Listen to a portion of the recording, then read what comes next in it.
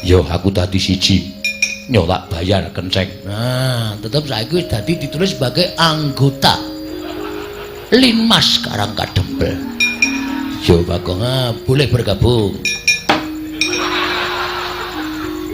Balik ke. Apa tau? Balik ke. Ora tok balik ke aku moh ngewangi bapakmu. Bapakmu ki ora duwe niat kaya ngono kok malah digunakake karo anak-anake sing tumindahe sing ora apik. Ayo balik ke. Alah, mau wong golek rezeki sithik kok tok penging to, Den. Mbok ora masalah. Ora ana sing menehi Bagong lek jaluk Jaidan. Kene bali. Oh, meng mampir tok. Ndekno aku dijaluki. Suwe nyekel Bagong lah kok malah kowe ning mburine Bagong. Nyuwun pamunten, mboten nginten babar pisan. Menawi kula kawon kalian Bagong. Si Adi kalah karo Bagong kawon. Kula dipun gulung dening Ponokawan Bagong. Midanget napa mboten? Niki lagi dadi lakon begini. Aja kok Setyaki. Bathara Yama dipati ra. Edan tenan. Yama Dipati iki dewa tukang jabut nyawa. Lho, kula njabut untu kulina. Lah niku ora dikon jabute tak jabut kok. Neng ngono Sencaki wis kalah karo kowe. Kalah, Sencaki wis manunggal kali kula. Ndara Sencaki wis manunggal kali kula wis dadi tahanan kula. Mula Ndara Sencaki pun boten manut kali Ratu Ndarawati. Ning manut karo Bagong. Lho. Apa ngono Setyaki? Nyuwun pamunten Koko Prabu. Kula mboten badhe manut kalian sinten-sinten kejawi kalian Bagong. Jagat Dewa Bathara Setyaki. Wonten dawuh. Iki lelakon apa ora kaya ngene iki? Mundur mboten. Setyaki aja kaya bocah. Mundur mboten, boten mundur. Paribaksa kula ingkang kunduraken. Weh latar. Ya kaya ngono kuwi sing tak karepake. Si Adi kudu bantu kelawan pun Kakang Yayi. Al-Fatihah tujuh Kiseno Nugroho. Bismillahirrahmanirrahim.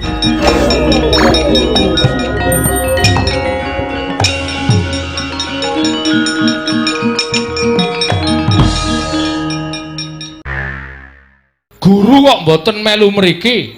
Muridé rung teka kok. Kowe menengo tak tutuk gundulmu modar kowe. Guru iki maksude Bathara Guru. Wo tak kira nek guru SD. Guru kok mboten tekan mriki pripun? Lah nek pancen guru niku rumangsane kaya arep dikembari karo panguwasane merga Semar arep bangun kayangan. Kudune nanjehke dhewe teng mriki. Ora kok utusan Sinuwun Ndarawati, mengke ndak seling surup. Mengke ndak kleru. Nek kula matur karo sampeyan akeh-akeh sing kula aturke, mengko sampeyan ngaturke kalawan Hyang Pikulun Bathara Guru, mboten padha kali sing kula omongke, mengke ana sebutan dandang dikandhake, kuntul-kuntul dikandhake dandang. Witing perkara janjane kabeh ing dumadi wonten jagat niku merga perkara seling surup kaya ngeten iki. Mula nek kepengin Bathara Guru niku ngerti sejatine apa to karepe Semar, niku mangaturi tindak mriki guru ken tekan mriki. Kula kandhanane, kula jerenge goboke Manikmaya. Supaya ngerti karepe Semar, ora kok utusan karo Nata Ndarawati. Niku jegese guru niku mboten wani adu arep karo Semar, merga kula sing duwe penjangka bangun kayangan. Hadan. Terus tutusan kali Sinuwun Ndarawati. Terus karepe pripun? Karepe guru pripun? Aku napa pengendikane Hyang Pikulun Bathara Guru? Dina samengko Kyai Semar utawa Kakang Semar Badranaya kinen murungake nggone bangun kayangan. Nek kula ken murungke kula ora iso. Kula ora gelem murungke bangun kayangan. Merga guru ora ngerti apa to wigatine nggen kula bangun kayangan. Coba aku tak ngerti wigatine apa. Wigatine ora kok perkara kula niku pengen bangun kayangan papan sing magrong-magrong kaya kayangan Suralaya sing dumadi saka Jamrud Hergeni Mas Mutiara niku mboten. Kayangan niku papan sing becik, kayangan niku papan sing apik. Wonten kayangan mriku mboten wonten rasa memungsuhan, ora ana rasa regejegan. Anane mung ayem tentrem, macinamatan daya dinayan. Uripe yen abot padha dipikul, yen enteng padha dicangking. Niku wong urip enten kayangan mriku. Mula kula kepengin bangun kayangan Ngamarta niku embane kaya kayangan. Uripe para kawula embane kaya urip enten kayangan. Mboten kok kula kepengin bangun kayangan wujud papan sing magrong-magrong. Sampeyan niku pripun to, Den? Titis Wisnu kok mboten tanggap sasmita niku pripun? Kudune sampeyan iso matur karo Iwang Pikulun Bathara Guru kalih Manikmaya napa sing dadi karep kula. Ora kok sampeyan ming mambangun miturut dawuhing guru, dumeh Bathara Guru niku sesembaning para titah sampeyan kon ngalor kon ngidul dibalangke ngetan ya ngetan dibalangke ngulon ya ngulon. Kula nuwun sewu, sampeyan niku ratu apa watu?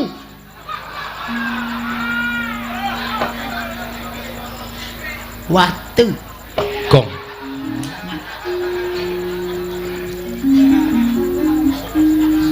Coba kula tak takon. Sampeyan niku ratu napa watu? Nek sampeyan niku ratu, mestine nek dikongkon ngalor, dijlentreke riyen karepe pripun? Terus kudune kepripun? Niku sampeyan miterang karo Bathara Guru. Ora mung manut grubyuk ngalor ngidul-ngidul. Kula ngerti karepe Bathara Guru niku kula ngerti. Dheweke ora wani tekan kene merga Sor Prabawa karo Semar. Waduh. Glelenge Sor Prabawa, Sor Kretek. Gong, kuwi nek nyaut kok mesti elek to. Merga wedi kalih kula, tumuli utusan karo sampeyan. Pamrih napa? Sampeyan niku bendara kula, sampeyan niku pepundhen kula. Terus nek sampeyan paring pangandikan kalih kula wedi karo sampeyan, tumuli kula murungke karep kula. Mboten no. Mboten. Ampun malih kok sampeyan Bathara Guru sing dadi sembaning para titah tekan riki menging karepe Semar. Mongko gegayuhan kula niku apik, gegayuhan kula niku becik. Kula nek gegayuhan apik sarta becik, aja kok sak pepadaning titah sing elek-elek karo Semar. Lah mbok dewa kayangan kon medhun kabeh teng riki. Mboten ajeng kula paelu sinuwun.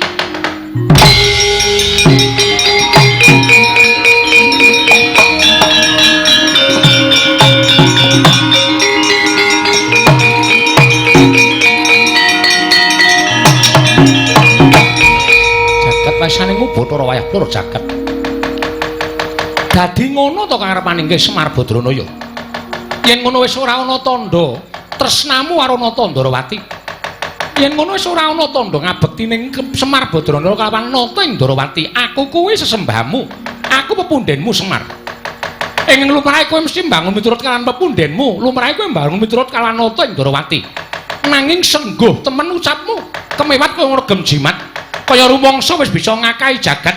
Yen ngono tak temtokake yen to Semar Badranaya wis ora manut karo Ratu Ndrawati. Yen ngono yen Kakang Semar ora gelem murungake nggone bangun kayangan, apa aku yang bakal murungake Kakang Semar nggone bakal bangun kayangan. Nadyan kudu kepiye carane rawe-rawe rantas malang-malang bakal tak putung Kakang Semar Badranaya.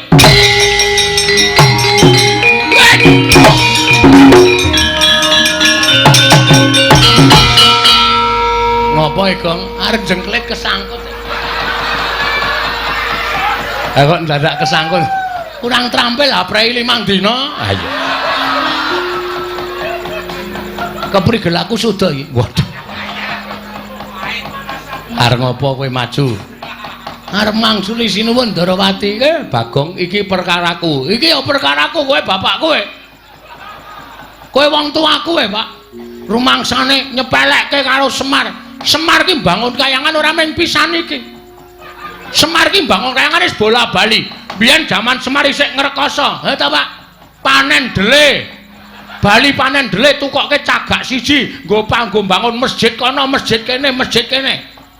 Sapa sing ora kepul tangan Budiro Semar? Ta Mir? Mbok Pak ngono, Mir wae. Ya. Aku mengarep bangun kayangane kok ana pepalange, rumangsaku kok dumeh dikongkon Bathara Guru kok arepe terus menangan dhewe. Bagong kowe arep ngopo? Lho, arep nesu. Nesu karo sapa? Lho, karo kowe. Kowe gelem ora tak nesoni? Aku ora ana perkara karo kowe ning karo bapakmu. Sinuwun. Ampun kaya ngoten sinuwun. Sampeyan kok terus ajeng menggak karepane bapak lembangun kayangan. Bapak niki duwe niat apik lho. Wong duwe niat apik kok dibebeda, wong duwe niat apik kok diganggu. Arepe pripun kula nyuwun prisa nyuwun pangapunten. Apa ya? Gua ora kaya omong ora jelas kok. Kok kula nyuwun prisa karo sampean. Karepmu piye? Sir sampean pripun? Bapakmu kudu leren nggone bangun kayangan. Ora iso, wiwite urung kok leren. Ya Mar ya? Tenang Mar, tak bantu Mar. Wong aku ki karo bapak sayang, bahwa aku tresna karo bapak. Nganti aku dadi letkol kaya ngene iki nek ora saka bapak ora bakal iso kelakon. Letkol apa? Letkol Sukino. Ayo. Aduh engko nek ngetokke banci jenenge Sukini ya, Truk, ora apa-apa. Rumangsane padake ora. Sapa sing ngagro-agro bapak? Aku sing ora trima. Aku sing ora trima pokoke. Nek sinuwun Darawati ajeng kepareng bebeda karepe bapak nek kudune lho, kudune sampeyan niku kudune niku bijaksana. Kudune sampeyan niku ngenggoni rasa rumangsa. Sampeyan karo bapak niku momong para Pandhawa. Nek Semar duwe gegayuhan, kudune nata Darawati niku nyengkuyung, ora kok malah bebeda. Tor niki lak dienggo kabecikane negara Ngamarta. Ora dienggo kabecikane bapak dhewe. Niki ora gegayuhane pribadine bapak. Neng bapak golekke anu dibantu reng golek anu. Kuwi kata-kata yo ora apal. Kabagyaning wong iki kabagyaning wong liya. Sing bapak dhewe wani ajar-ajar ya, Pak. Demi masyarakat Karang Kadempel lan negara Ngamarta. Lah kok sampeyan sing rumangsa dadi pujangganing para Pandhawa kok malah menggak karepe bapak ming perkara sampeyan manut karo Bathara Guru. Aku ngerti silsilahe. Kresna iki sapa? Kresna iki sing Sang Hyang Bathara Wisnu. Wisnu iki sapa? Wisnu anake Bathara Guru. Mula anak kudu manut karo bapak. Nek aku salah. Ora sak teruse wong tuwa ki bener. Ngono? Hei. Ja omong kok meneng wae ta iki? Nek bapakne ngakon bab sing ora apik, anak ki ngelekke, ngono lho. Dielekke, Pak, ngene iki ora apik. Ngene iki apike ngene, ngono. Ora kok ming sendika, Pak. Anak mbangun miturut dawuh bapakne, lek aku ngleh colongke tela, mangkat. Aku salah. Kok ngono kok Semar mbangun kayangan kok dumedikon karo bapakne Bathara Guru kok. Wisnu, Semar dipenggal aja bangun kayangan, mergo ngembari marang kayangan Suralaya. Bapak ki ora arep gawe papan sing magrong ki ora. Ning bangun moral, jiwa, pri kemanusiaaning para masyarakat Ngamarta. Pri kemanusiaan iki apa, Gong? Hah? Pri kemanusiaan iki apa? Ya ming manungsa ketemu peri. Ora iso omong, ora iso ngandhake kok. Moral PMP. Waduh. PMP iki pendidikan moral Pancasila. Kuwi wis ra ana ning atine masyarakat, mula arep ditukulke meneh karo bapak. Aku kowe kok nyarusiku. Nek kowe arep mepalangi karepe bapak, ora masalah. Ratu Ndarawati, ora masalah. Lho, kowe malah ora basa karo aku. Ha tak basanono wong sampean pakartine elek kok. Aku wegah basane wong elek. Lho yen ngono kowe wani karo Kresna. Lho. Aja kok sampean. Dewa mudhun wae aku ora wedi. Gong, nek omongan cangkeme sing apik. Kok nek ana dewa medhun tenan. Mbok sing apik lambene, Truk. Aku wani tenan ora? Ora Aku dadak nyebut ora. Ya wis udu dewa. Lho. Omong kok mulak-malik. Yen pokoke masa memarang aku, tetep aku ora trima. Tan trimane Bagong sapa wae sing arep meparangi karepe bapak kena watane iso nglangkai kuwandane gareng. Weh. Aku ngapa? Rasanange ora. Aku arep mati, Truk. Ora wong Bagong iki ngapusi kok ora. Langkano kuwandane Bagong legane atiku.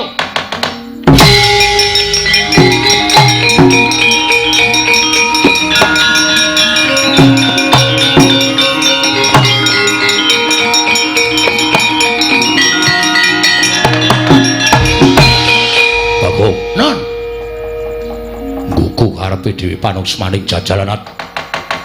Kowe wani gendak sikara kowe wani nyuwara elek karo Kanjeng Prabu Ndarawati. Kowe nyawang ora aku sapa? Lho. Iki piye ta iki? Soalnya iki nek dapukane ra apal takon sutradarane. Kok takon aku sapa? Lah kowe iki Sencaki. Wong kok ora ngerti karo dapukane. Aku sapa? Senopati Ndarawati. Sapa sing wani karo Koko Prabu Ndarawati tandhingis Setyaki? Yen ngono kowe wani karo Setyaki.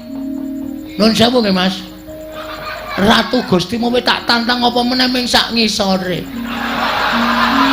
Kowe iki senopati, kowe iki sak ngisore ratu. Ah jelas wedi aku. Lho kita iki jelas wani aku ora ana wedine Bagonge ora ati karo sapa. yen ngono wani karo Setyaki. Sing tak wedeni apamu? Metu njaba. Piye? Metu njaba. Gong tak tutuk sirahmu kowe. Iki peresmian masjid ora tremongan cangkeme. Aku kan metu njaba. Gelem ora gelem ya. Sasake apa kaya. Terserah lah pokoke. Manut aku pokoke. Metu njaba metu apa? Ayo legandang dereng Metu njaba tutut Raden Setyaki.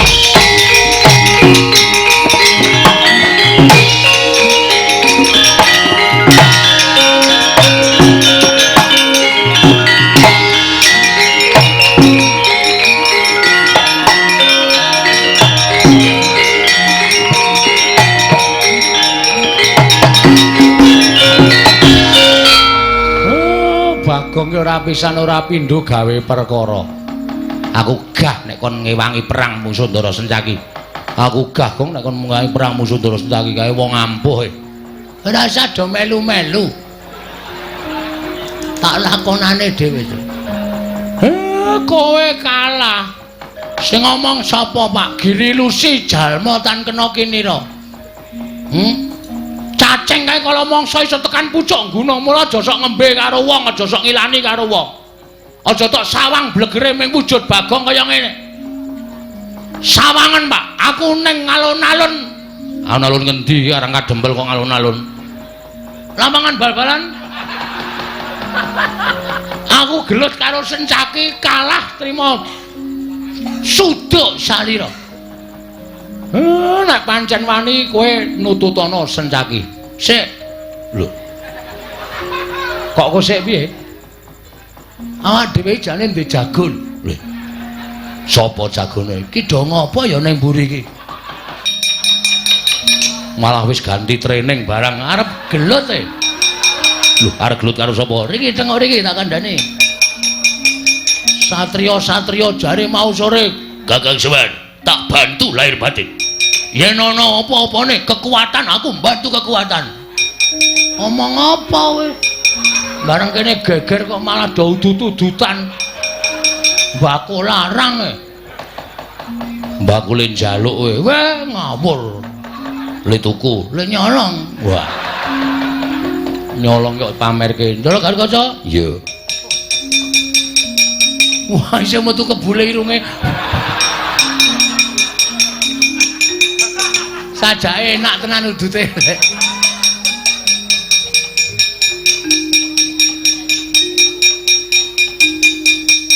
Lenggah. Iya. Do tak perintah do manut e. Dadi lakon bengi iki. Aku kok dadi kok ngene ta bentuke iki. Klerune njupuk e. Piye ning apa, Gong? Niki wau Sinuwun Ndarawati rawuh. Oh. Terus Sinuwun Ndarawati jebulna didombani karo pukulan Bathara Maningkem. Manik Maya. Saka Kahyangan Surabaya. Suralaya. Dukale mriki numpak pramek napa ora ngerti. Ning pokoke tekan kene utusan karo Sinuwun Ndarawati. Sinuwun Ndarawati kon nanjih kali Bapak Semar merga pukulan Bathara Guru rumangsa kawatir nek Semar niku ajeng bangun Kahyangan ngembari panguwasane ngiwang pikulun Bathara Guru teng Suralaya. Lho. Lah apa kakene Semar ora mblabari utawa ora matur marang Siwa Ndarawati nggone bangun kayangan iki ora mbangun wujud papan sing magrong-magrong. Empun. Ning tetep Sinuwun Ndarawati ajrih kalih Sing Bathara Guru dawuh karo Semar tekaku ana ning papan kene supaya kowe murungake nggone mbangun kayangan. Wah, Semar muring.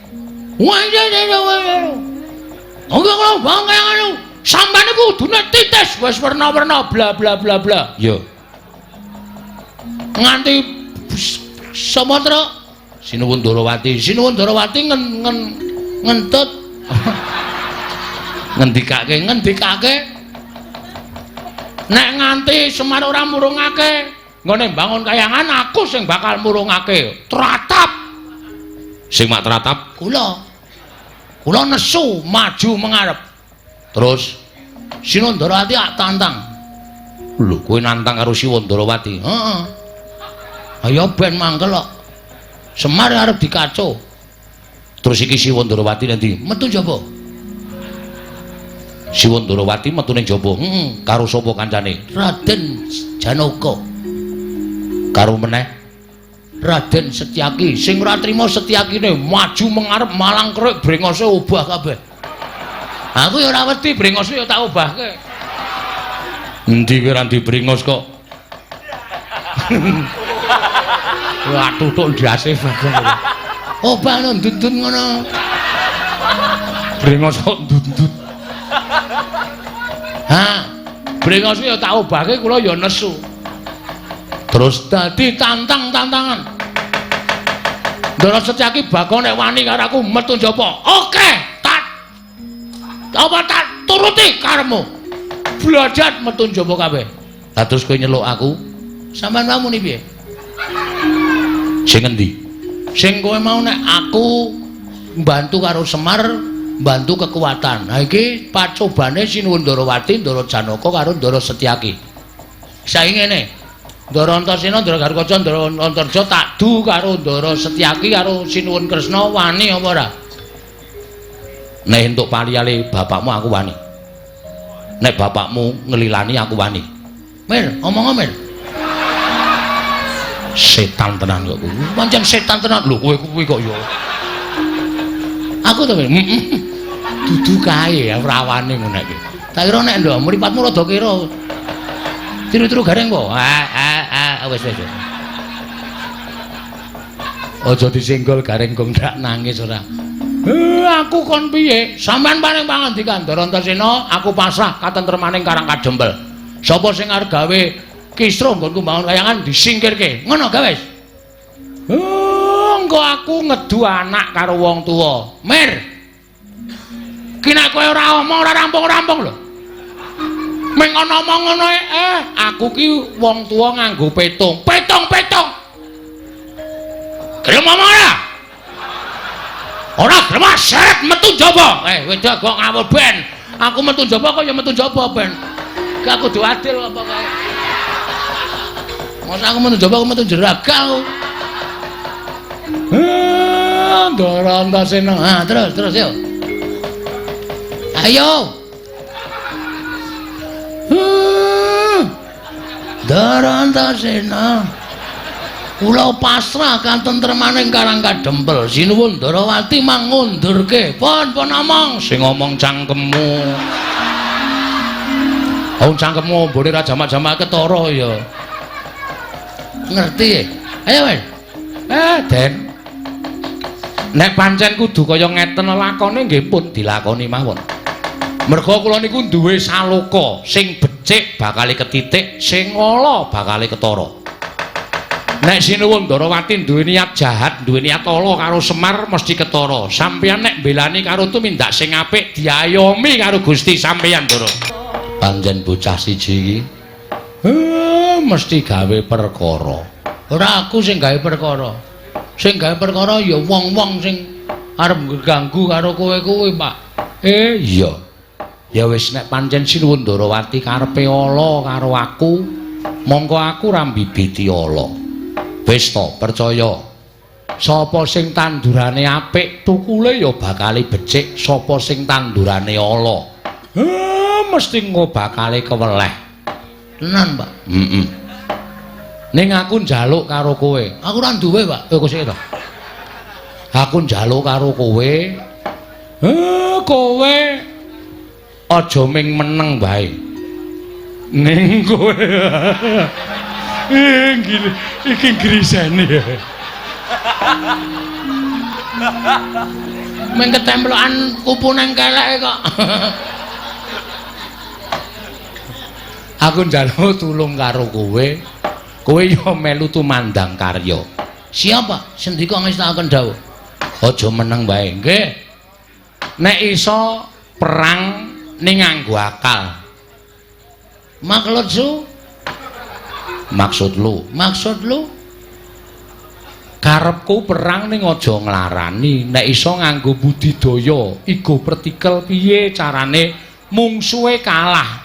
Ning kalahe kalah wirang, ora tatu, ora lara. Oke, mengko tak gawene, Pak. Iya.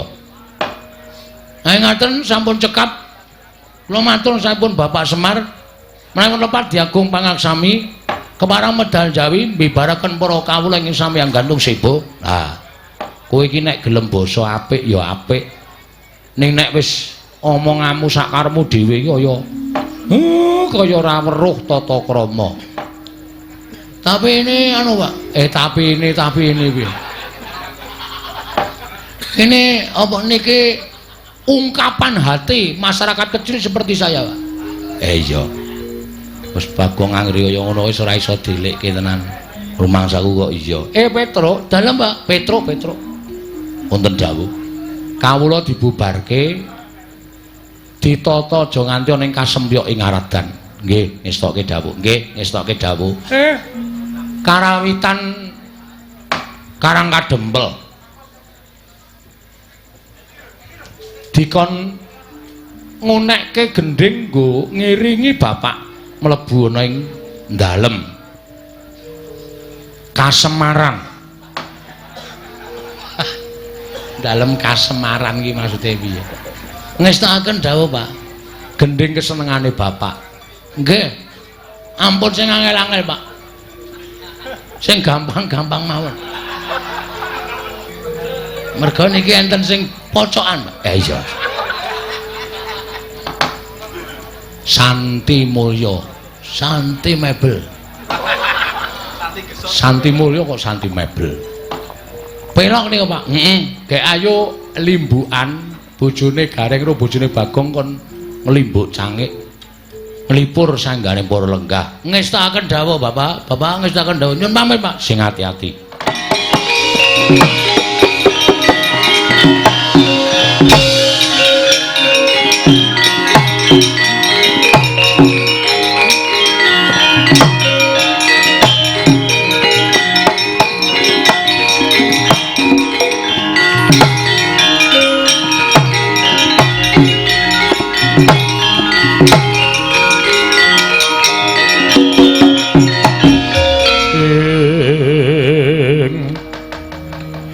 Kacarian putra lamun kawekasan yeka wisang geni maya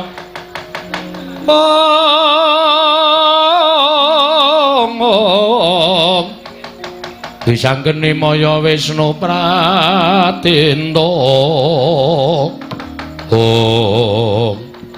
Gong Nun sing bibiti perkara iki mau kowe. nggih, pancen tak akoni.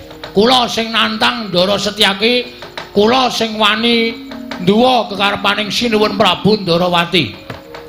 Lah, mula aja nganti dikira Antasena karo kakangku Garukaca Kingko melu-melu perkara iki. Nek pancen kowe wis wani nantang kudu wani nandingi. Waduh.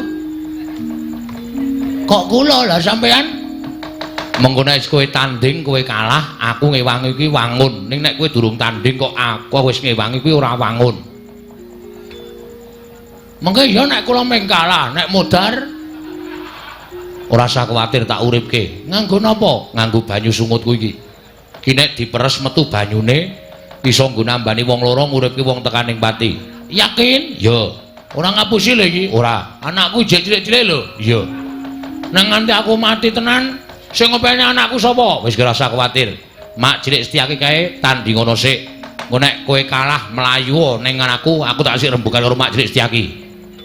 Estu nggih, Den? Yo, Ndara Karkoca nggih. yo Bagong ora usah kuwatir. Nyuwun pangestu. Dikira wedi karo Raden Setyaki tak ngetokke kekendelane Bagong. Yo sing ati-ati yo, Gong. Nggih.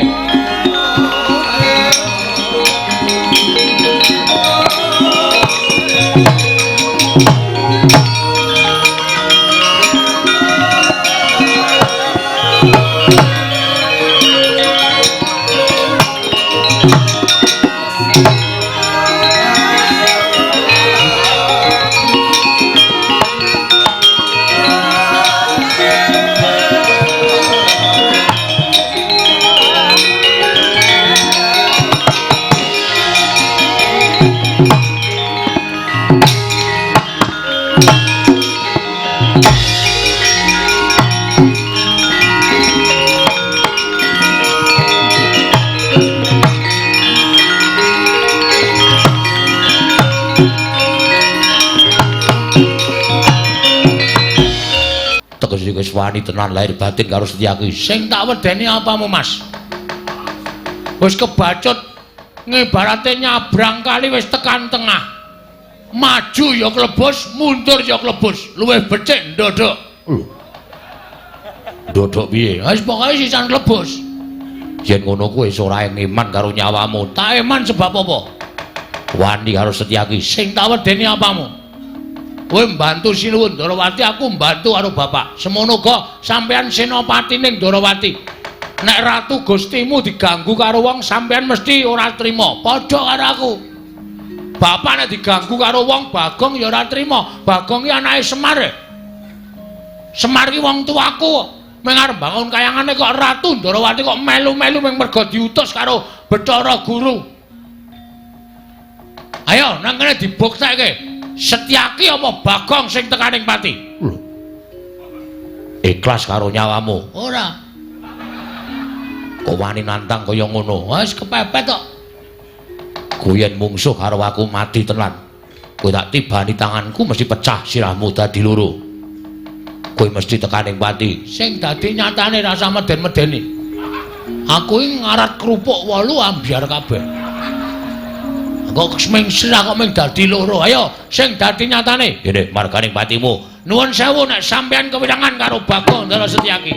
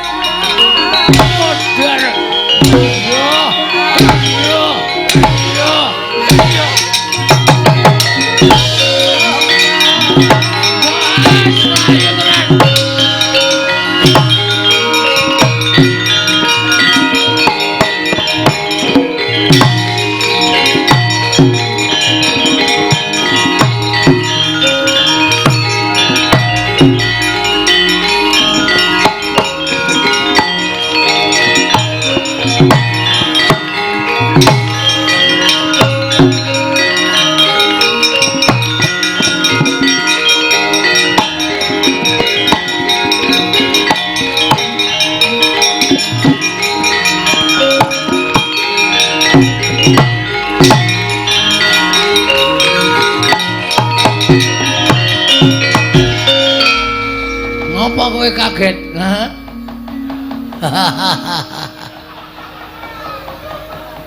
Anggir Antasena. Oh, Mak Cilik. Anggir Garukaca. Iye, Paman. Anggir Antarja. Iye, kula, Paman. Kok sami lenggah wonten ing mriki? Lho, rombong aku kowe. Rombong aku. Dadi kowe iki mau asline ming tak pancing. Aku asline wani karo kowe iki jane asline wedi.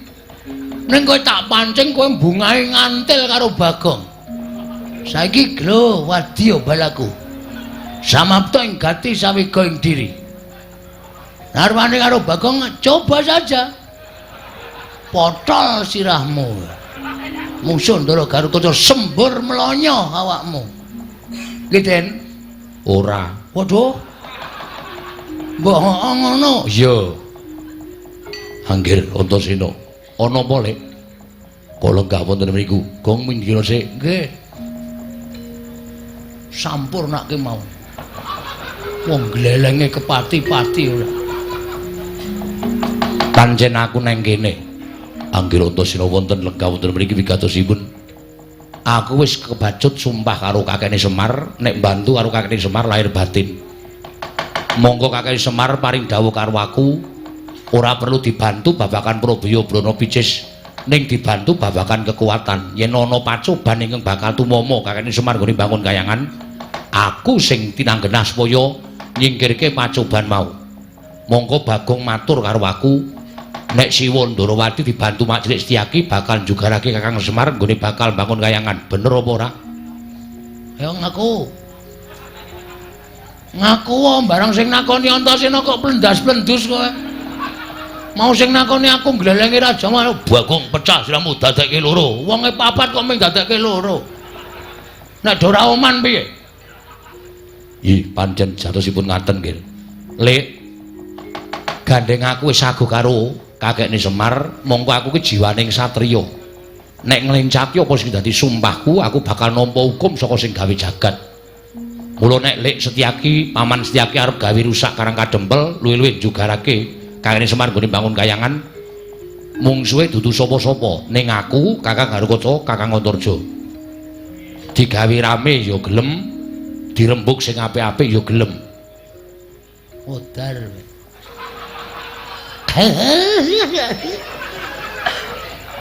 Kene ya pucet. Kowe minggat sik, ora usah kokan cerewet. Kowe arep ngece. Ora usah ngece ayo lunga. Nggih teng mriki mawon. Ning aja omong. Lho kok manungsa kok ora entuk omong.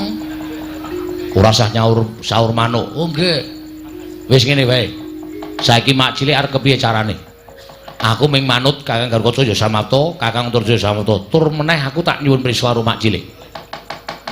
Nek kakekne Semar arep duwe gawe bangun kayangan kok sinuwun Prabu Ndarawati, Siwa Ndarawati jugarake kakekne Semar. Monggo ming nampa dawuh pengendikaning Wang Pikulun Bathara Guru. Sejatine kakekne Semar iki ora bakal mengembari marang panguwasaning Pikulun Bathara Guru ora. Ning bangun kayangane kakekne Semar kuwi bangun para kawula sak negara Kamarta supaya uripe mbane kaya ning kayangan Suralaya tentrem, ayem, rukun, ora padha bentak sirah, ora padha kejegan. Rukun ayem tentrem linambaran manembah marang panguwasaning Gusti kang akarya jagat anut kapercayane dhewe-dhewe kuwi karepe kakene Semar. Supaya uripe kawula sak negara Kamarta ki padha macinamatan daya dinayan. Ora ana rasa mungsuhan siji lan sijine. Kabeh padha sayuk rukun tembayatan manunggal siji ngangkat praja negara Amarta supaya mujudake negara ingkang kuncara hanjayeng bawana. Coba aturku kaya mengkono mau pikiran. Salah apa bener?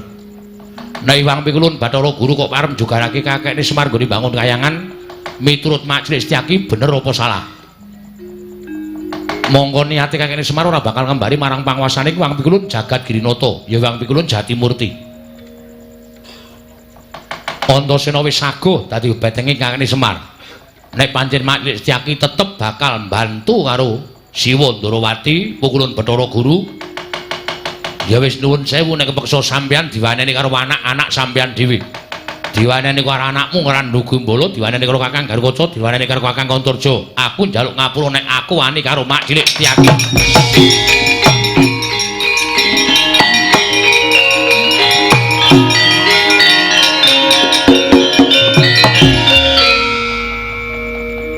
Kula nyuwun pangapunten pareng mboten nggih.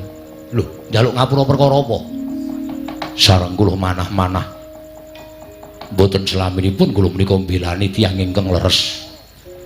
Lire Mak Cilik ngendika kaya ngono, kula malah manah menapa ing dipun lampahi dening Kanjeng Prabu Ndarawati menika namung manut dhateng perintahipun Hyang Wingulun Bathara Guru.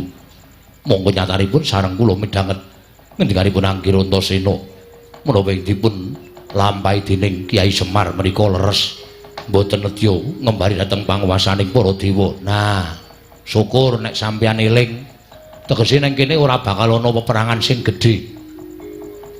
Tegese ora bakal ana perangan antarané mak cilik karo anak-anakmu Antarja, Antasena, Gatotkaca.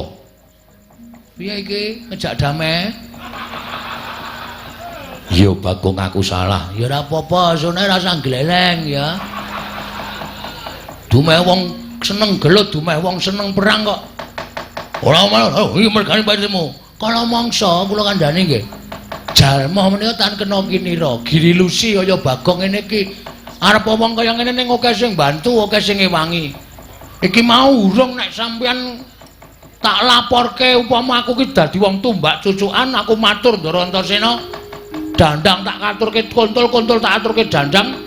Apa sing tak gawe-gawe tak aturke Ndara Antasena, Ndara Antasena sampeyan jotosan karo Ndara Antasena, sapa sing kapitunan? Ya Bagong. Nggih. Mane sona iki ora sok aneh-aneh. Ya ora.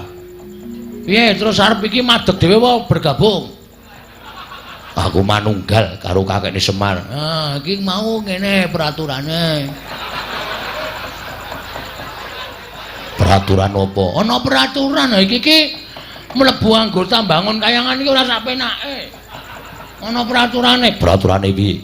Syarate iki mau Ndara Antasena, Ndara Gatotkaca ya maringi aku. Menehi apa? Lho, tiket bergabung. Apa iya? Aja seru-seru.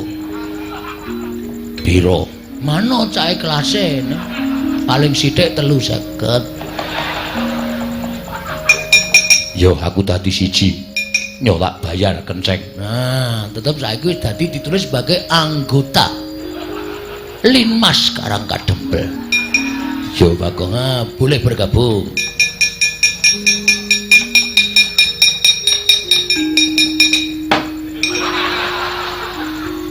balekke.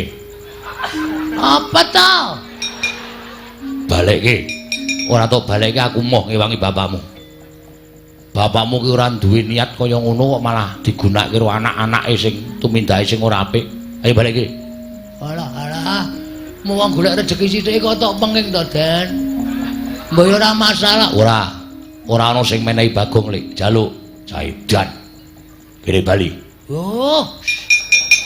Meng mampir tok. Ndekno aku dijaluki.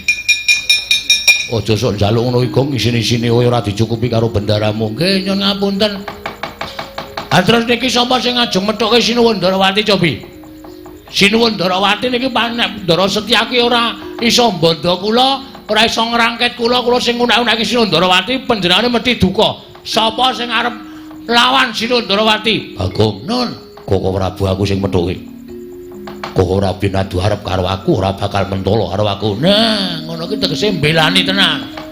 Nek sampean mengko didukani Sinuwun Prabu Ndarawati, Wis ben, tak lakonane. nek dipecate dadi senopati, Aku melu Kakang Semar. waduh, nyuda jatahku iki. Anggota anyar nyuda jatah cilaka iku. Wis ngrekoso. Wis ora usah cerewet ngomong diwangi meneh. Oh, tak pethuke Koko Prabu Ndarawati. Ning kowe ya melu. Nggih, ngestoke dawuh. Ayo pethuke Bagong. Monggo.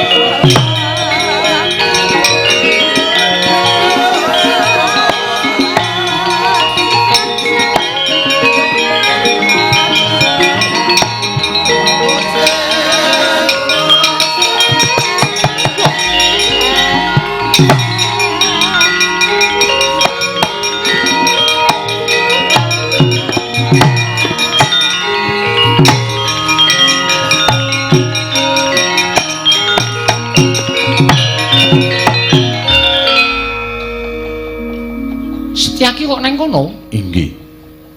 Lah kok dadi kowe malah nang mburine Bagong iki kowe mau tak dhawuhi supaya nyekel Bagong, lah kok malah kowe nang mburine Bagong? Ya mapunten, mboten nginten babar pisan. Menawi kula kawon kalian Bagong. Lho. Si Adi kalah karo Bagong kawon. Kula dipun gulung dening Ponokawan Bagong. Midanget napa mboten? Niki lagi dadi lakon begini. Aja kok Setyaki. Bathara Yama dipati ra. Edan tenan. Yama Dipati iki dewa tukang jabut nyawa. Lho, kula njabut untu kulina. Lah niku ora dikon jabute tak jabut kok. Neng ngono Sencaki wis kalah karo kowe. Kalah, Sencaki wis manunggal kali kula. Ndara Sencaki wis manunggal kali kula wis dadi tahanan kula. Mula Ndara Sencaki pun boten manut kali Ratu Ndarawati. Ning manut karo Bagong. Lho. Apa ngono Setyaki? Nyuwun pangapunten Koko Prabu. Lah apa si Adi bakal lirwa karo kewajibanmu minangka Senopati Ndarawati? Sekawit kula Senopati Ndarawati nanging kula sampun kawon kalian Bagong. Lan samangke kula sampun dados reh-rehanipun Ponokawan Bagong. Setyaki, Wonten dawuh. sinuwun Prabu Ndarawati diundurke. Nek ora diundurke, ndak gawe kisruh gegayane Bapak Semar. Nggih, ngestaken dawuh. Setyaki.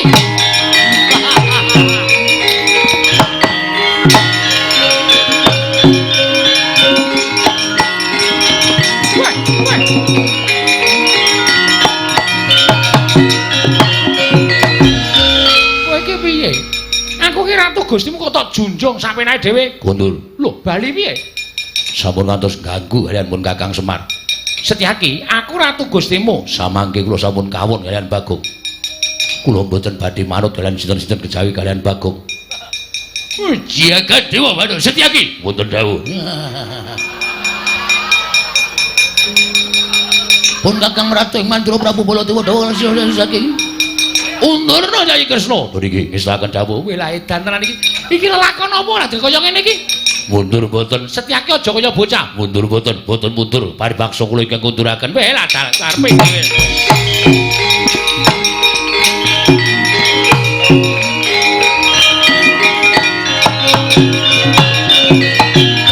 Oh ya Jagat Dewa Bathara. Ya kaya ngono kuwi Dimas.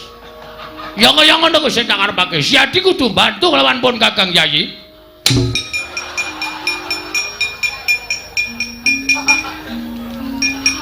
Dikecake ndasku. Mergane wis kresnane wis lunga, aku isih acting. Ha wis cilaka iki. Wo, lah edan tenan. Truk. Kowe iki ngapa e? Ora tok celuk kok. Ngapa? Wah, bener kok. Bener piye? Sinuwun Ndarawati jebul pancen sing ngetutke Bathara Guru. Ketarane? Lah kae. Kae lho ketemu karo wong. Numpak Jawa nggawa stop map. Iki Umar Bakri, udu. Bathara Guru kok Umar Bakri. Bathara Guru ki dewa neng kayangan. Ah, tangane papat. Heeh. Ah, kae gelo. Gelo, mburine ana kaya wewe. Endi? Wah, Betari Durga ngono Agong. Wah, iki mesti setran gondo lumayet barang do melu-melu arep jugarke bapak. Lapor karo Ndara-ndara terus. Ya. Sowe. Takon karo aku Senopati Ndarawati Raden Setyaki kowe sapa? Abdi Dandang Mangure. Ya setran gondolo mayit. Aku tumenggung Panigas Jonggo, tumenggung Panigas Jonggo dasar para nyata. Ya endi Semar? Kon jugarake ngene bakal bangun kayangan. Iso jugarke Kakang Semar nggone bangun kayangan watun iso nyempal bau kiwa ning Setyaki. Piye? Nyempal bau kiwa ning Setyaki. Wani halau sing tawedene apa moraming kasarwa tebak dadamune marganing patimu Singolena prapteng ralis Panigas Jonggo.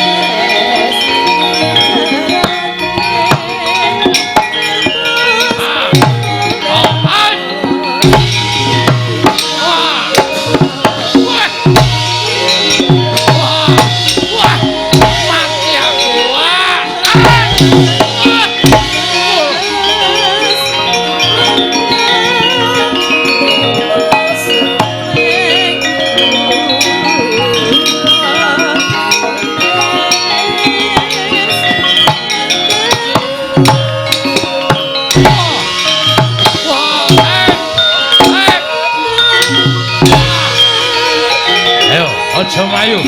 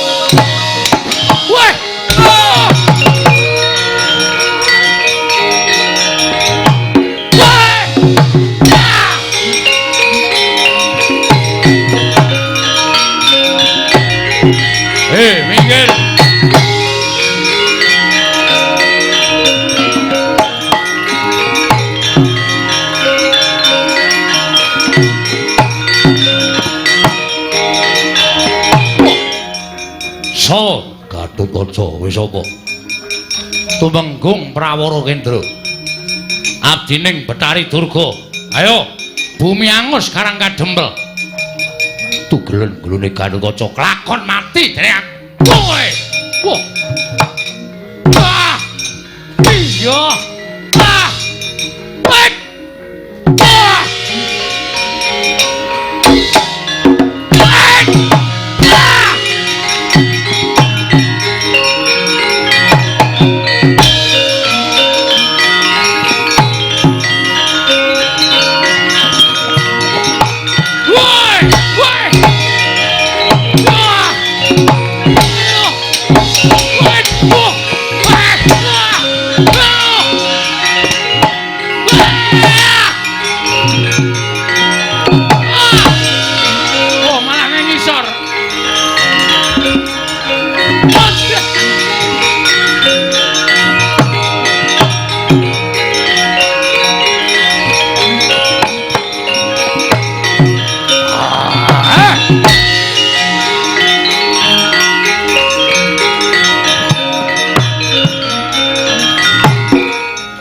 Sawa Antarja sapa? Abdining Betari Durga. Kalanjaya yo bali ora sawadya balam. Ora bali babati gawan wah mati.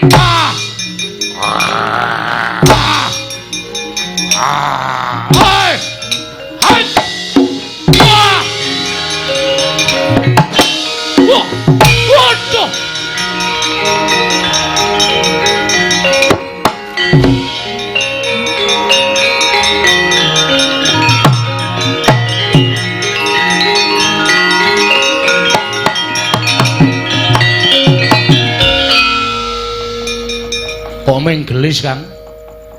Tak candak tak bleseki ning lemah mudar. Tak pendem sisan. Ape.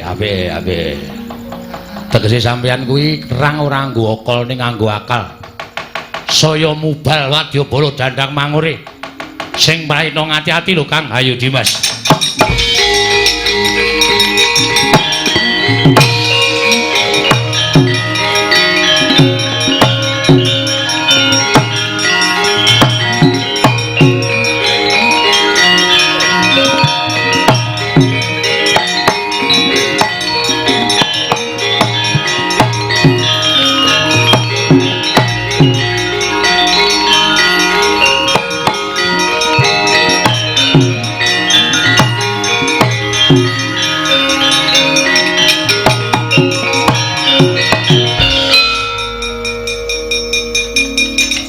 Nikas Jangga. Nggih, Mbak. Piye mungsuh Semar menang apa kalah? Semar mboten izin. Lho, dipun bantu dening anak-anak Pandhawa. Kula pinanggih kalian Setyaki. Setyaki? Nggih. Jebul pinanggihipun nadyan kula menika sampun dados abdipun Betari Durga. Dewaning panggodha pangrencana nanging nyatanipun kula kawon kaliyan titah sewantah nami Setyaki. Kaya mungsuh Sencaki. Bejo kowe ora modar. Sencaki ki wong gaweane gelut. Gek kowe iki lagi minyik-minyik. prajurit durung tau perang ming lagi latihan tok kok wis perang. Ana mundur ana. Nggih, Mbah. Wah, edian. Tangane antepe ra jamak-jamak. Ming cilik ning kok antepe. Dilatih kok. Ana iki olahraga saben dina kowe ming madang wae. Sembuyane wong dandang mangure kok anggere ketemu kok ming madang. Ramadang. Semabut. Semboyan kaya ngono kok dipeng-pengke ora. Mati kula, Mbah. Sumbang Suanu Prap. Sapa jenengmu? Nggih. Kula pun Prawara Kendra. Nah, piye? Mungsa-mungsa apa? Kula mboten tepung ning satriya Mambah Dirgantara. Mabur. Nggih. Dadane ngene murup. Nggih. Gatotkaca kowe. Gatotkaca. Heeh. Nyamber ngi wonengen. Kula dicandhak rikane arep duncalke ning tangan kula nggondheli kampuhe Gatotkaca. Kula mbabit mengisor ning sidane duncalke. Sirahmu graya ana. Piye? Tesih. Alhamdulillah. Gatotkaca iki gaweane nugeli sirah. Bejo kowe perang karo Gatotkaca ora potol ndasmu iki wis bejo. Mundur kana. Nggih, ngestakaken dawuh. Kula semanggaken, Mbah. Lah kok dadi kahanane kaya ngeten iki terus pripun lajeng kula tumindak? Eneng apa terus? Wah, sampeyan iku ora kahanan karang kadempel mosak masik mboten kanten-kantenan. Tangga teparo kula sing maune rukun do gelut dhewe-dhewe. Wong wedok do bengok-bengok jerit-jerit wah kaya wong kang slupan. Malah Ndara Setyaki kali Ndara Gatotkaca sami gelut piyambak-piyambak kaya ngoten iki pripun kanane iki niki mboten sampeyan tumindak geger karang kadempel. Weh, lah dalah.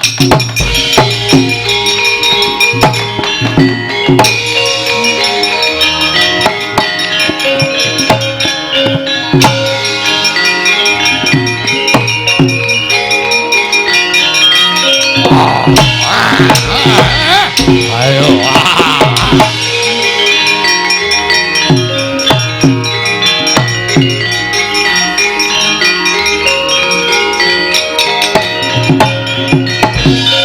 Wis candak to.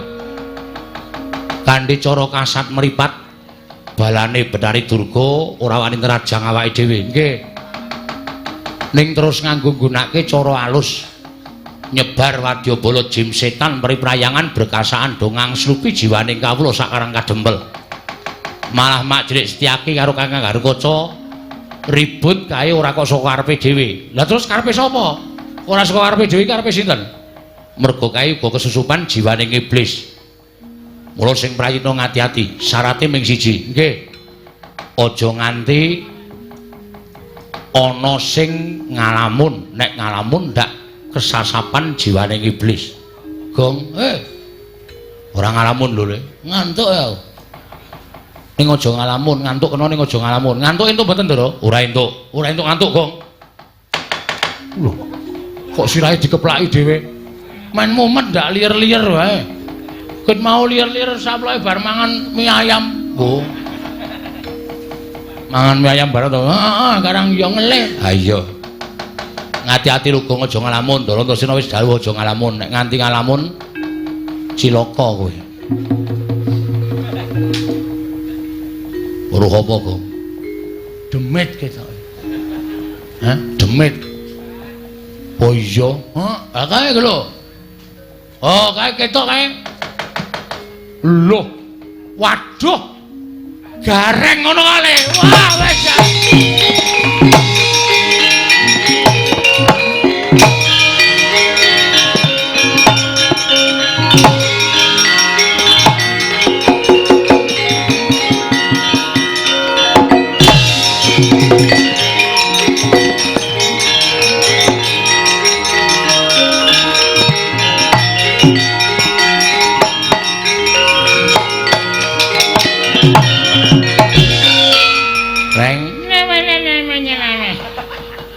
Tenan ora.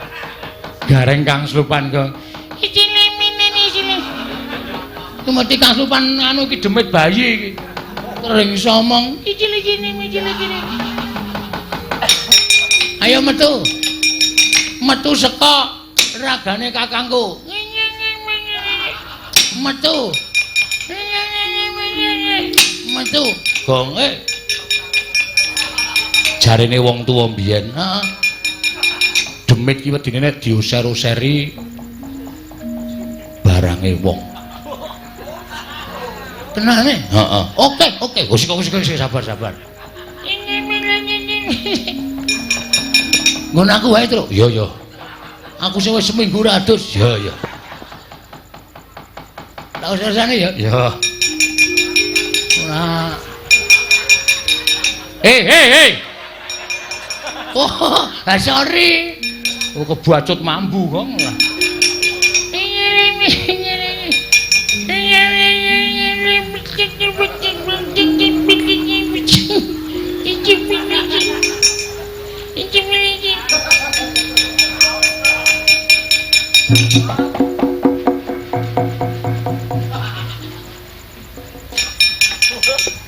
Isih merem itu Terus. Oke.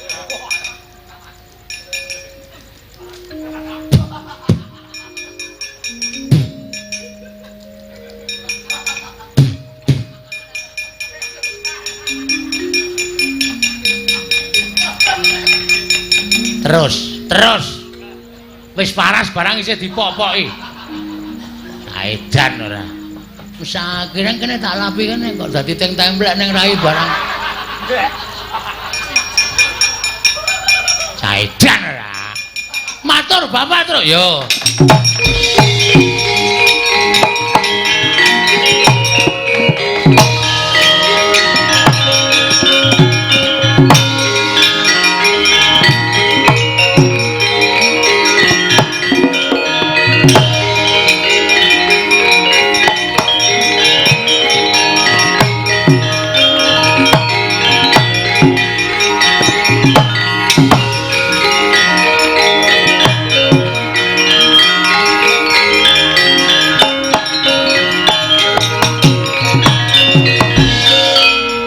Pripun enten napa, Den?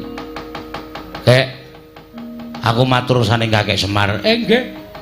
Aku mau wis janji bakal bantu marang sampeyan. Nggih. Lah kersane ning jebul kekuwataning Siwa Ndarawati sing dadi siji karo Kakek Bathara Guru lan uga dibantu karo kakekne Bathari Durga. Iki kelakon gawe geger Karang Kadempel. Gawe geger pripun? Sawise nggunakake wadyabala menungsa ora iso nerabas sarta iso ngasorake kridaning para putra, Bathari Durga nggunakake wadyabala perjineman. Ya kuwi wujuding jim setan priprayangan sing ngangslupi jiwane kawula sak Karang Kadempel. Wekasan Karang Kadempel geger. Akeh wong sing maune tepung dadi ora tepung padha gelut regejegan. Rame banget. Wong wadon jerit-jerit nganti kaya kang slupan. Iki mesti tingkah polahe wadyabala saka Dandang Mangore. Pancen iblis tenan. Sampeyan mang mlayu teng Ngamarta. Aku Nggih. wigatine Sinuwun Puntadewa kan rawuh mriki sinambi mundi pustaka Jamus Myang Jimat Lima Sada. Tanpa kekuatan niku kula mboten duwe kekuatan napa-napa. Ning nek pusaka pun tekan mriki, kula sing ngrampungi. yo njaluk pangestu kek.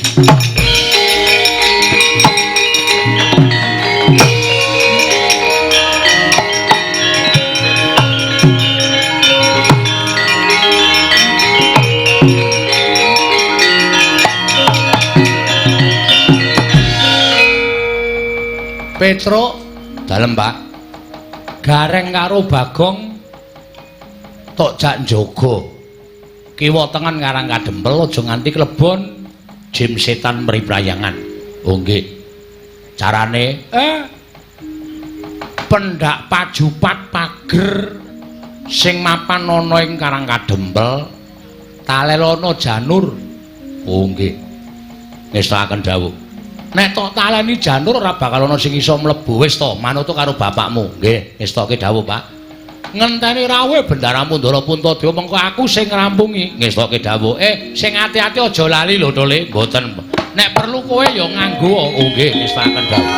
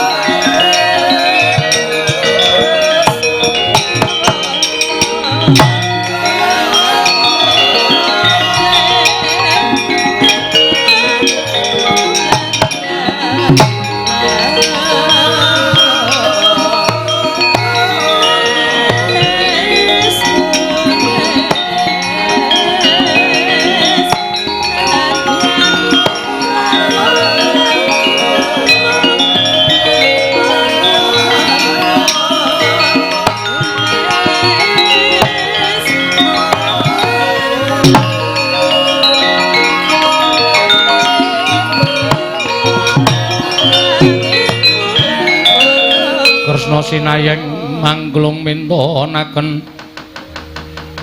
mintonaken dewi kramanira kang kumitir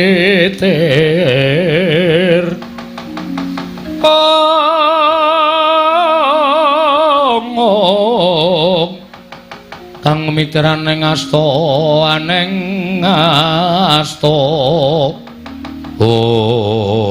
Arjuna wonten maring adal yen ora tumandang kok katone nista temen nata Ndarawati ing atase aku wis ago nyendikani dawuh perintangi Wang Pikulun Manikmaya para wadyabala dandang manguris padha gawe kisruh kanan karang kadempel mekaten Koko Prabu apa ora prayoga lamun pun Kakang lawan Siadin limbung ana ing jroning karang kadempel menapa mboten mangke kelingseman krana badhe kadenangan bilih kula lan paduka Kanjeng Koko Prabu tumuli nimbrung wonten telenging karang kadempel monggo nyatanipun Kakang Semar menika sampun apal kaliyan paduka Kanjeng Koko Prabu miwah sampun apal kaliyan ingkang rayipun Janaka sanane aja wujud nata Ndarawati kepareng paduka ayo derek nopun Kakang salin wujud aja wujud nata Ndarawati sawawi Koko Prabu kula dherekaken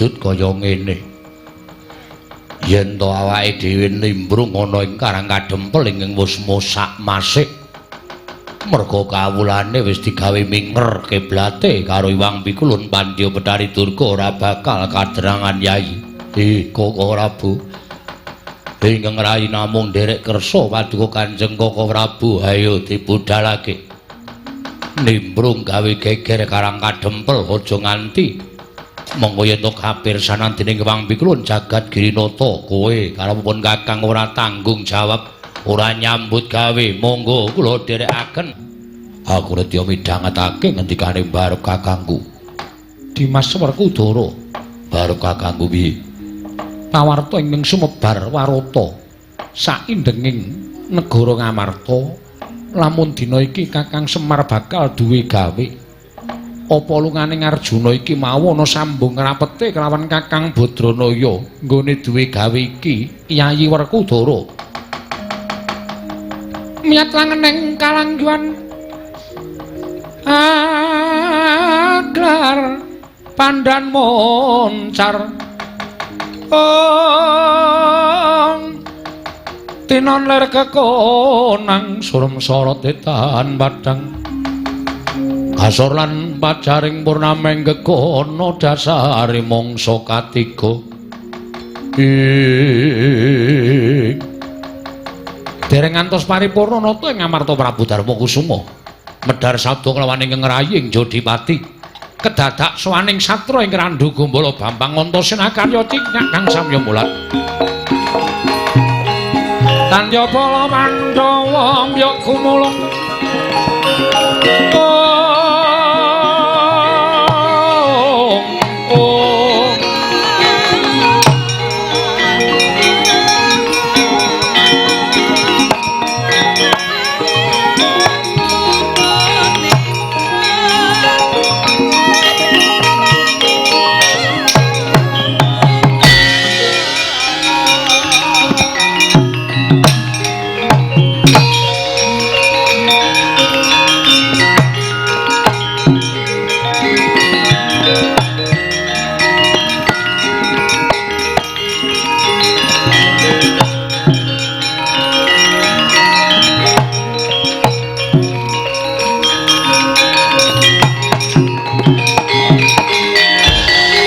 Semara remang usumya ngambreng kadi karonaning kaswase dosang gondo astrat mojo lengleng lalu mangulati Antasena gawe kaget wakmu ngamarta sowan tanpa tinimbalan sing gedhe pangapurane Pakdi aku sowan tanpa tinimbalan wah caedan ning opo gawe kaget wong tuamu sowan negara Ngamarta sepisan ngaturke bekti ngaran Pakdi karo Kyaine Jodipati ya tak tampa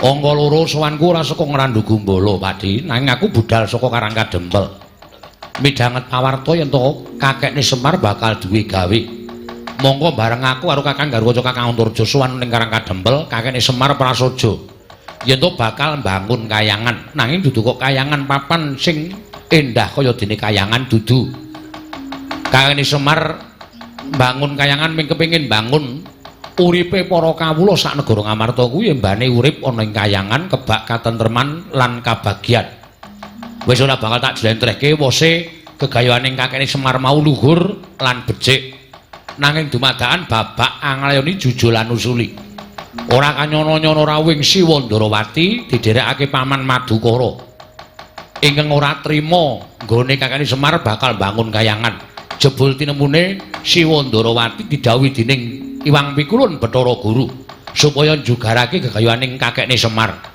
monggo sejatine kakekne Semar ora bakal biniat ngembari marang Kayiwangan ya mung kepengin bangun negara Ngamarta uripe para kawula embane kaya urip ana ing Kayiwangan nganti geger Siwa Ndarawati sajake wis ora melu kalawan kabejaning kakekne Semar klebu Paman Janaka sajake kok malah bangun miturut karo dawuh pengendikaning Siwa Ndarawati Paman Janaka ora melu karo kabejaning kakekne Semar nggaris momong lawan Paman Janaka lan sak kulawargane dina samengko Karangkadempel geger aku diutus kakekne Semar supaya mboyongi Pakde Puntadewa ndak aturi tindak rawuh ning Karangkadempel supaya mundi pustaka Jamus Klimasada dadi sarana tentreming Karangkadempel Pakde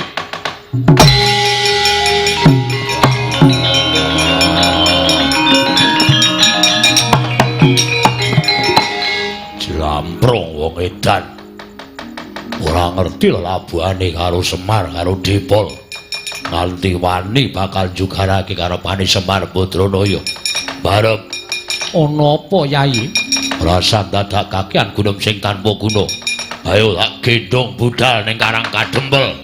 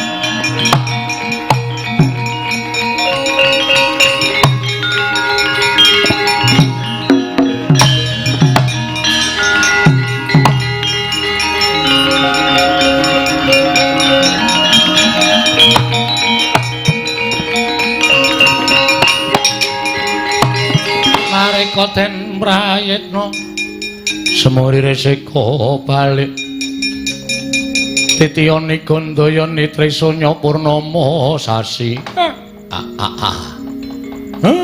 matur nuwun nggih Den Ndarantasena ya kek tiba padha-padha sinuwun Ngamarta Gagang Semar pancen kepara nyata Ndarawerku Dara ya Dipol aku sing tekan kene ature anakku Antasena apa pancen kepara nyata kula niku ora tau gawe-gawe Mbok menawa Sinuwun Ndarawati mung kaprawasa rasa pekewuh kalih Manik Maya, kaprawasa rasa sing ora kepenak karo wong tuane dhewe merga Sinuwun Ndarawati niku titis Wisnu, Wisnu niku anake guru.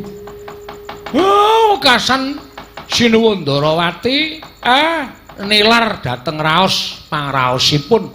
Angenipun sampun sambet memitran kalih Semar pinten-pinten taun laminipun. Malah piyambakipun ingkang wantun lan mentala badhe njugaraken niat kula oleh kula bakal mbangun kayangan. Sabanjure keparenging Kyai Nayantaka, kula nyuwun ngambil pustaka Jamus Kelima Sada.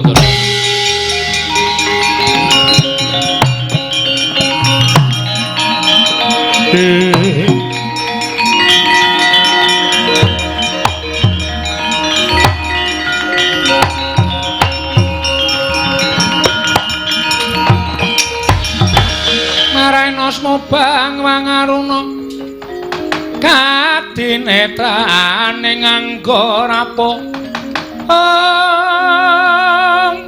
sabdaning kukila ring kanikara sageter kene donganing kunglir wuwu sing pini panca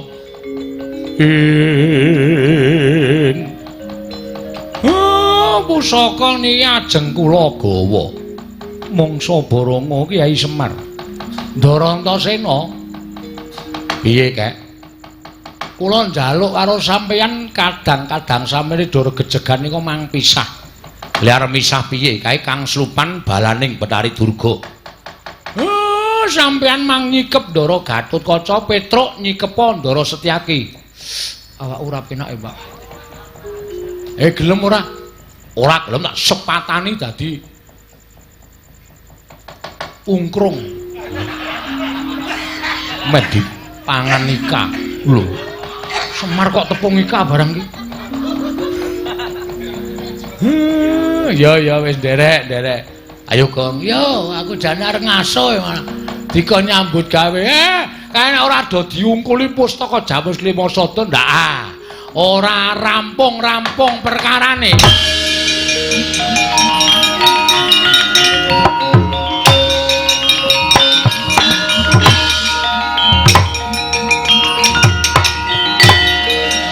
Yo Gong, yo.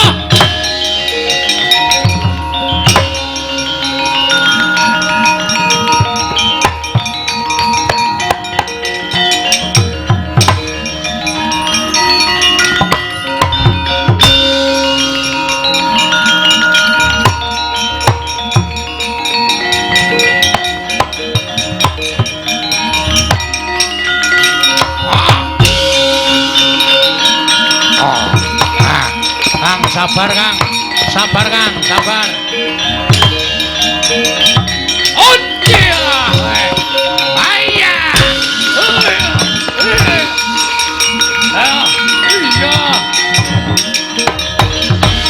Gong ngewangi Gong. Terus. Ya tanganane ndak ora rampung-rampung terus ngono. Waduh, wis guys, digajol kita caku kalah kok iki tak digangsu iki warane. Gong, matane Gong. Matane sapa? Matamu. Aku ngapae? Sing tok gajol ndasku. Ketoke mbok ndasmu. Pancene diang ora. Semar malah suwe banget iki, malah ngangkring. Pola wedhus tenan kok. Mer, iya aja kuwatir.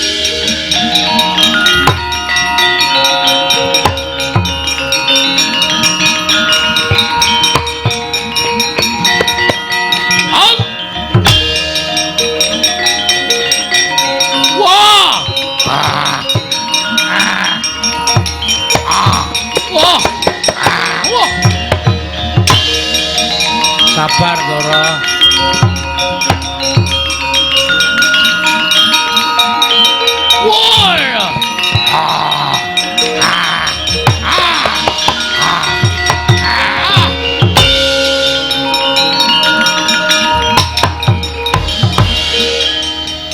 Jiwa Semar aku kena ngopo?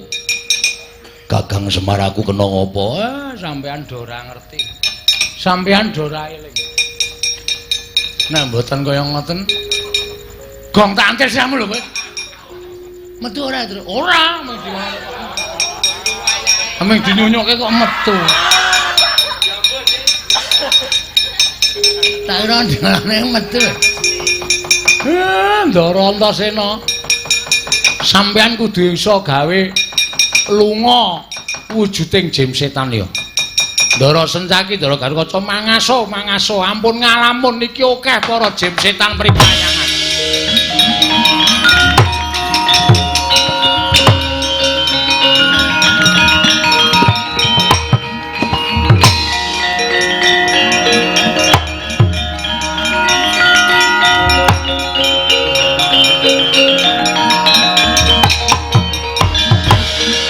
Kowe dadi kawula Karang Kadempel kok ora gelem nyambut gawe Bagong rene. Nggih.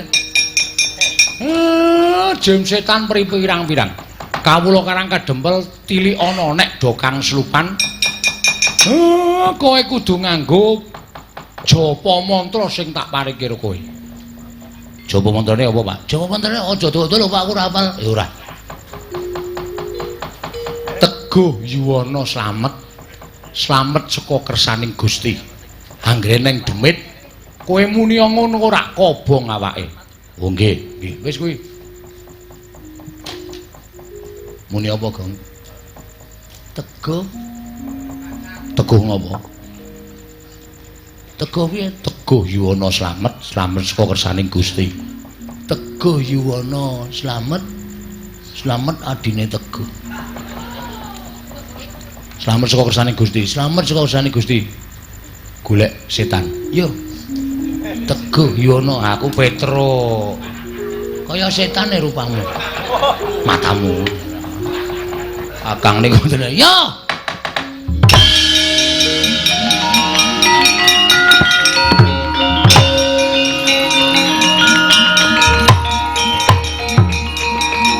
Putus. Teguh yuwana slamet, slamet saka kersaning Gusti. Teguh yuwana slamet, slamet saka kersaning Gusti. Modar. Bapak iki pancen wong ampuh tenan. Ming kata-kata kaya ngono kok iso ngusir setan lho.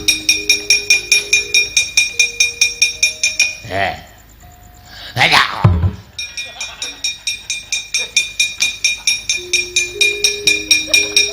Aku kudu entuk iki, Tru. Ha iya. Nggo nyoba kok. Teguh yono hoya. Yono minggat. Minggat diusir Prasti.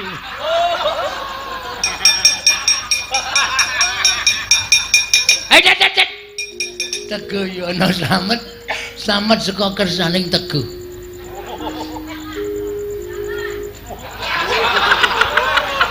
Teguh yuwana slamet, slamet nang ngene yuwana.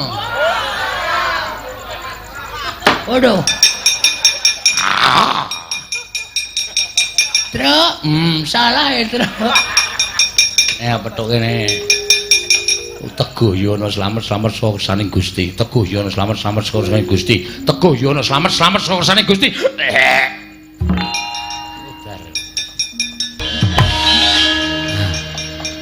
Wong kuwi aja sok kongkonan ning nek kurang kira-kira kurang marem matimu kuwi takokno karo sing kawogan. Kakang Semar badhe mbangun kayangan bener. Ning aku ora arep mbangun kayangan padha sing mbok lenggahi ning kayangan Suralaya kono ora. Aku ora sulap karo Kamukten. Aku ora sulap karo gebyaring bondo donya, aku ora sulap karo derajat pangkat. Semar ki dadi pamomong. Nek ana rusake sing tak mong kuwi sing dicucuh Semar, mongko sing tak mong ki kawula sak negara Ngamarta. Lah nek aku kepengin mbalekake panembahe wong sak negara Ngamarta, mbalekake morale wong sak negara Ngamarta supaya urip tentrem ayem, embane urip ana ing kayangan nganggo tembung bangun kayangan. Ngono ki apa kleru? Oh, iki mung perkara gething keburu sengit karo Semar kok. Anggreneng perkara tok gawe bab sing gegeran. Anggere ana tembung sithik tok gawe perkara.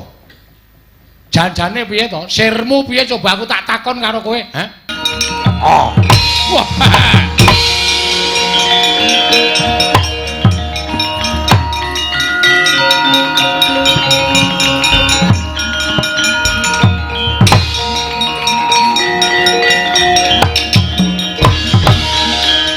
Wah, satriya gagah. Ora tepung karo kowe. Urung tepung karo kowe. Cetha lenmu dadi buta durung suwe. Lho. Durung suwe piye satriya kondang? Saka ing Jodipati nunggul pawenang kabeh menungsa padha ngerti Raden Werkudara. Kowe ora tepung karo Werkudara. Lenmu dadi buta mung lamisan. Durung suwe buta, durung pinter dadi buta, dadak dadi buta. Wah, gaglak limpamu ndi Semar? Yo tampanono. Waduh. Ngono lho.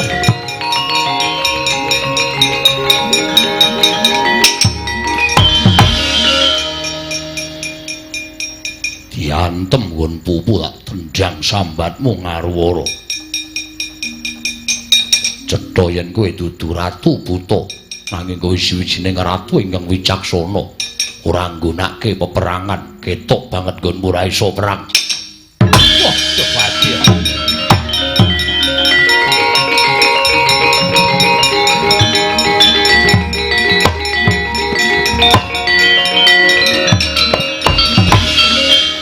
Werkudara, ya.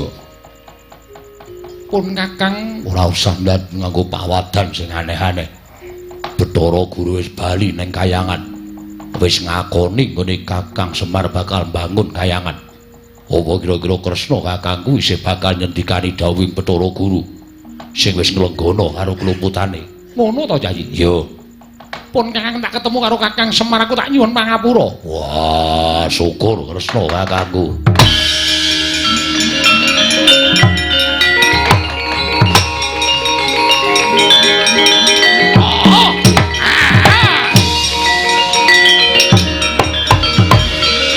Ayo, amuk Werkudara, mbok culke ora.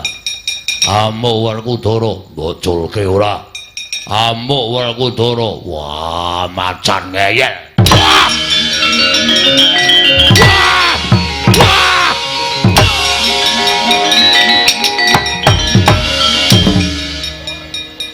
Kakang Mas. Muniya. Nggih. Nyuwun pangapunten. Dadi macan nyokot sapenae dhewe ngerti watake kakangmu. Kowe iki dimong karo Semar ditutke rono rene. Malah bakal dadi palange Semar nggone bangun kayangan. Kowe dhewe utek apa ora? Nggih, kagungan. Nggo ngopo? Kangge mikir kena ngopo menggo isen-isen ndas. Ngaku. Wah. Bunto kakangmu Werkudara, anak-anak kabeh wis sarujuk lawan Semar gune bangun kayangan. Yen kowe dadi kepalang banting nang kene.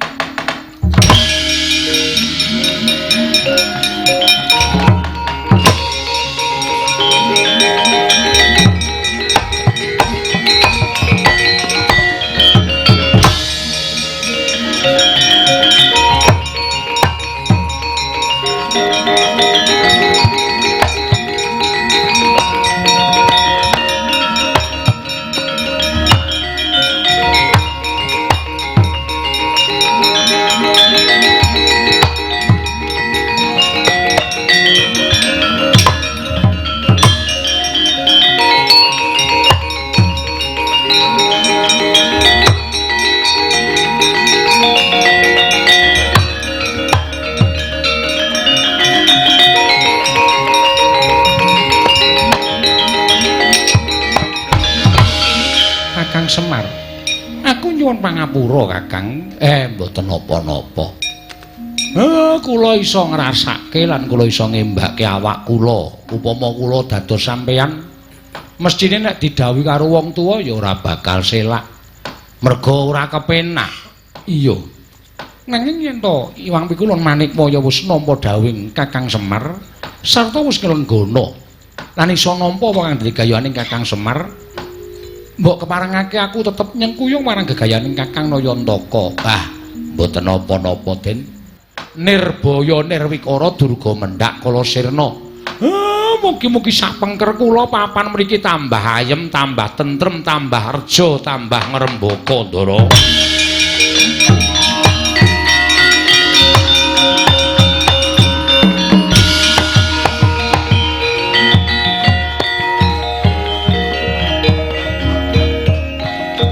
Wassalamualaikum warahmatullahi wabarakatuh.